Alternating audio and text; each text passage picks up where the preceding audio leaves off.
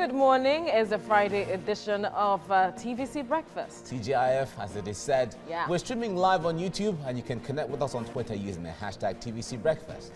Let's head straight to the news now. The National Broadcasting Commission has announced the suspension of the licenses of Dar Communications Limited, owners of African Independent Television and Ray Power FM. The NBC Director General, Dr. Modibo Kao, stated this at a press briefing in Abuja on Thursday, saying the shutdown was until further notice. The offenses listed by the NBC included the airing of a presidential election documentary by the AIT, a matter pending before a tribunal, the inability of the company to pay its fees, the use of divisive and inciting contents from the social media, among others. Meanwhile, the founder of Dar Communications PLC, Raymond Dokbasi, has responded to the allegations made against the media organization by the National Broadcasting Commission. He described the queries as, quote, the high-handedness of government in deploying all instruments of power to threaten, intimidate, and harass the organization for his affiliation with the opposition People's Democratic Party, end quote. The African Union Peace and Security Council, at its 854th meeting, announced the suspension of the Republic of Sudan from the Union's activities until a civilian-led transitional authority is established. Now, this suspension is in line with Article 7 of the Protocol of the AU's Peace and Security Council. Moyo Thomas has details on that. In a communique issued after the meeting, the African Union Peace and Security Council expressed deep concerns over the lack of progress since its initial meeting with the Sudanese Military Transitional Council towards the establishment of a civilian-led transitional authority. The body also deplored the one-term loss of lives as the military has killed scores of the citizens it is meant to constitutionally protect.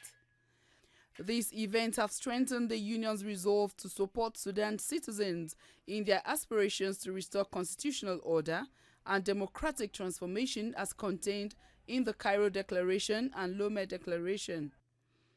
Article 7A of the protocol relating to the establishment of the Peace and Security Council of the African Union says the Council shall anticipate and prevent disputes and conflicts, as well as policies that may lead to genocide and crimes against humanity.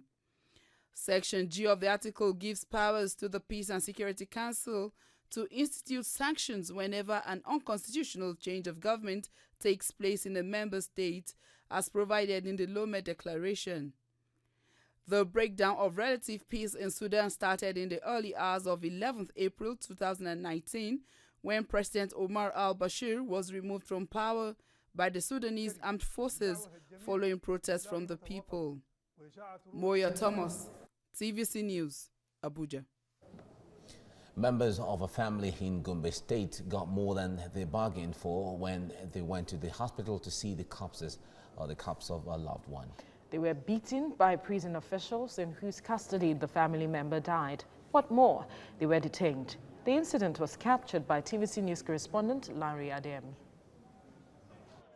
Drama unfolded at the Gombe Specialist Hospital when two siblings of a deceased detainee accused officials of the prison service of killing their brother while he was in their custody.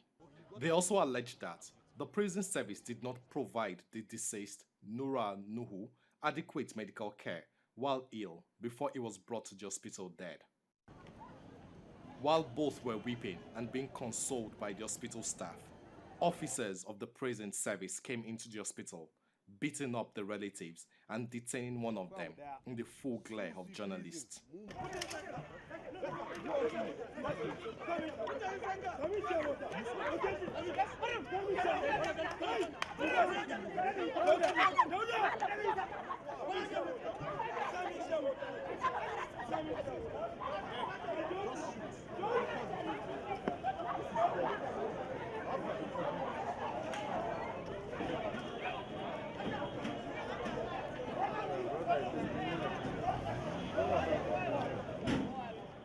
The victim's sister narrates the family's ordeal. Almost 3 years now, my younger brother has been inside without bail. Even the mom has been restricted from visiting him. The molestation is too much. 2 of my brothers are now under custody, and 1 is dead. Please assist us. Prison officials declined comment when approached. Regardless of the offense, the Nigerian Constitution protects the rights of all accused persons and presumes them innocent until convicted by a competent court of law. What led to the death of Mohammed Nuhu in prison custody may be unknown, but the abuse of his grieving brother is a clear violation of his rights.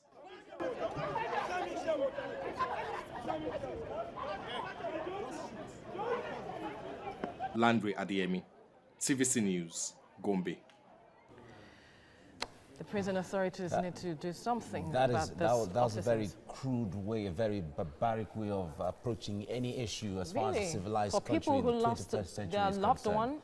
We expect human rights lawyers to sue the prison service and the prison service to set up a committee to investigate what happened as far as that is concerned, because it shouldn't be found in Nigeria in the 21st century. That was really brutal. It's really barbaric and very uncivilized.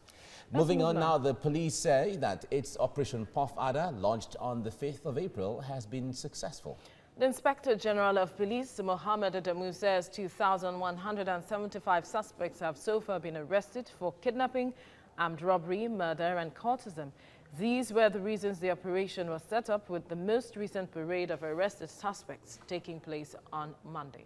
The police paraded dozens of kidnapping, gun running and banditry suspects that day.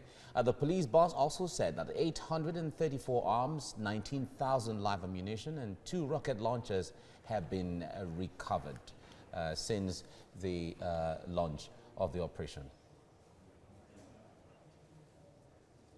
Public Affairs Analyst Razak Olokoba joins me now to take a look at this operation of the new outfit. It's good to have you join me right now. Good morning. And good morning, Razato. Yeah. Anytime there is operation, anything, either by the police or the military, you often see results. And there are calls by, analysts that why can't we sustain this, make it part and parcel of the system so that it doesn't only have to come when there's an operation, anything. What's your take on this? I don't think it's the designation of other crocodile tears that leads to the morale. It's a specific action of the government apparatus that inspires the state security agencies to do this kind of work. So, and that's kind of encouragement, that kind of inducement is what should be sustained for us to have this kind of result. And beyond that, we have to realize that the challenge we are facing, because there's an incursion into every part of the country at the moment. We should see it as a challenge that is facing the entire nation. And that's why all hands must be on deck. And the most important segment of stakeholder are the people, are the Nigerian people. Gone are the days when there will be fears that if you give information to the police, it will be used against you. The major casualty of this are also even the security agent. So all of us are affected. And what we should realize is that the more we continue this kind of exercise, the safer Nigeria will become. So I encourage the IG of police. I commend him for the job that his officers have done. And the government officials that also took part in this kind of operation, either as a policy statement, as a promise of promotion, inducement that led to it. I think that thing should be sustained. Right. If you look at the reputation of Nigerian police all over the world, you know that this is the kind of police that this is the way they work in the rest of the world. Is when they come back, that means there's something that hampers them. And what are those things? When officers are not encouraged appropriately, when they are not given when morale is low. So this type of thing should be sustained. Right. And there are other things that also revolves around this kind of issue, which is that the entire nation must come together as one. Right. Opposition to government should also be very careful that this is not the time to start condemning what the government has done. What opposition should do is to bring up proposals for what the government can do for the program to be more successful. All right. Anyway, but others will say opposition is good to put government up there and draw the attention to what they're not doing right, so that it sharpens up one way or the other. Progressive opposition. All right. We have to leave you here now. Razak Olokoba, thank you so much. It's a pleasure being with you. Right. The African Union Peace and Security Council, at its 854th meeting, announced the suspension of the Republic of Sudan from the Union's activities until the civilian-led transitional authority is established. Now, this suspension is in line with Article 7 of the Protocol of the AU's Peace and Security Council. Moya Thomas reports.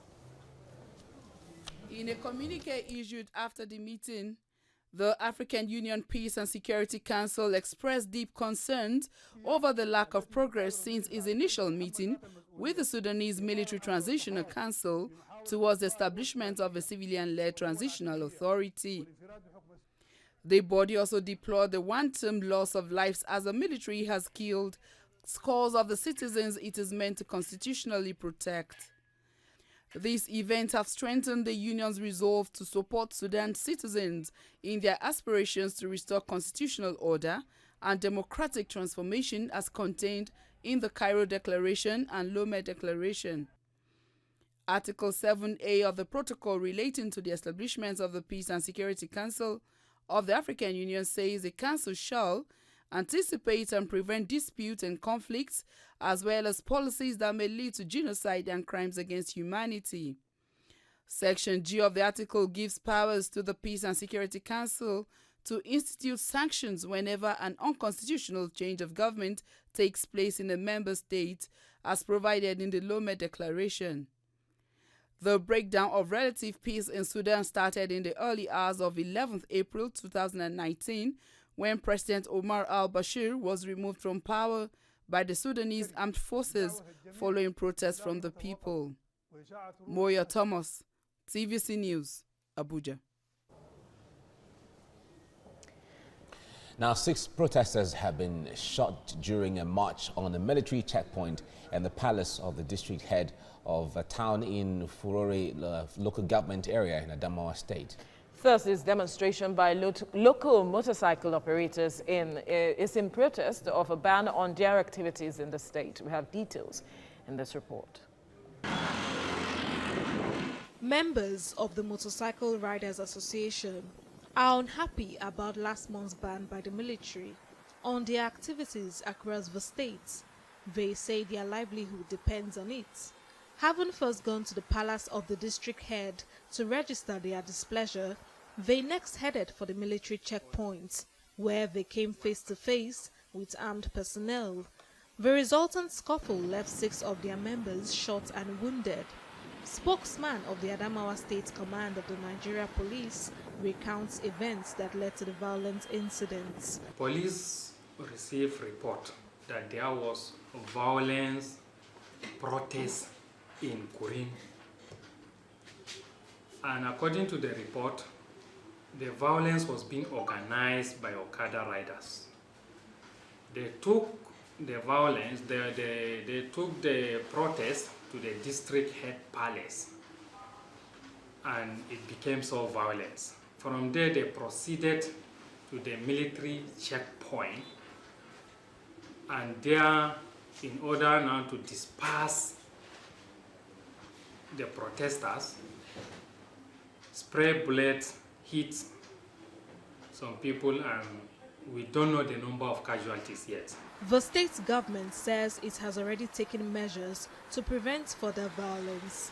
It has come to the attention of Adamawa State government that the inhabitants of Gurin town in Fufore local government are currently demonstrating against the government ban on the use of motorcycles. The use of motorcycles was banned because it was a major means of transportation used by kidnappers and other miscreants to easily carry out their inhuman and criminal activities. Government never intended to inconvenience its law-abiding citizens by the ban, but to safeguard their lives and properties, and to create a peaceful atmosphere for them to carry on their normal economic and social activities. Some residents of the state have divergent views on the ban. During Boko Haram era, there was such ban, and now again there's renewal of the ban. In as much as we appreciate decisions by the security to ensure the safety of lives and property. The total ban on motorcycle across the state because of insecurity It's a welcome development. It's not a welcome development. It has advantage, it has disadvantage. Advantage in the sense that the security men, they knows what it takes to cope insecurity. Secondly, the disadvantage is that people are living on it. Authorities in the state had imposed a ban on motorbikes in May, citing it as a necessary sacrifice aimed at improving security of lives and property. The police says that its Operation Puff Adder, launched on the 5th of April, has been successful so far. The Inspector General of Police, Mohammed Adamu, says 2,175 suspects have so far been arrested for kidnapping, armed robbery, murder and cultism. These were the reasons the operation was set up, with the most recent parade of arrested suspects taking place on Monday. The police paraded dozens of kidnapping, gun running and banditry suspects that day. The police boss also said 834 arms, 19,000 live ammunition and 2 rocket launchers have been recovered since the launch of the operation. Public Affairs analyst Razak Olukoba joins me now to talk more on this. Thank you for joining us on TVC Breakfast. Good morning, and good morning, viewers at home. Now, Operation Puff Adder says it has arrested about 2,000 convicts, or so to speak, that's suspects rather, 852 for kidnapping and several others for different crime. Would you say it has been successful, so to speak? That number is very huge, and it should call for concern. In just 2 months? In just 2 months. So we should be delighted about what the police have done. And what inspires the police to be doing this kind of thing? We shouldn't stop it. I don't know, maybe directly from the president, maybe a particular inducement, maybe allowance are getting paid, because the police structures are there before. They are there 3, 4, 5 months before April, for years. So the new zeal, the new morale in the police, whatever has ignited it, I want to enjoin the government of Nigeria to keep tapping on that thing that led to all this new spirit of arrests. So I commend the Nigerian police, and I want to tell Nigerians that this is not the time to play politics. For our own interests, we must join hands with the government and the Nigerian police. As much as Nigerians want to join hands with the police and the government as well to ensure that it rids the society of crime. Yeah. Another aspect is the suspects, because we hear of arrests made several times. Well, what happens afterwards? They've been paraded before the media. What next? We don't see conviction, because justice has to be seen to be done and not just done. There are 3 angles to it. The people must insist that there must be justice. Then the government must have to develop the will. Then agencies that got those people arrested should also speak up. There were moments when, I remember when my phone was snatched at Oshodi. One recognized me and gave my phone, but comrade, it's you. I gave you one of your phone, but I will not leave this one. So I went to the police the next day. Really? Yes, and he said that, see, most cases that police don't take case to the courts. We are not a witness. We are just the enforcement agents that will prosecute. So will from the people is important. And in even profiling the solution, we must start looking at the source of the problem. And the source of the problem starts from child labor. Once you see small children start working at early stage in life, they don't want to go back to school. They don't want to learn any trade. And they end up having nothing to do when they grow up in life. And they end up becoming insurgent, becoming... Now when you look at the breakdown, about 852 persons were suspects were arrested for kidnapping. What does it say? That kidnapping is becoming a lucrative business? It's very scary. That's what I'm saying. It's very scary. And we shouldn't just be looking at how to abduct, how to get all those guys arrested. Where are they getting regular source of supply, recruitment? That's why I said we should look at the beginning. And the beginning starts from each state should start banning street hawking by children. They should start looking, because that's the genesis.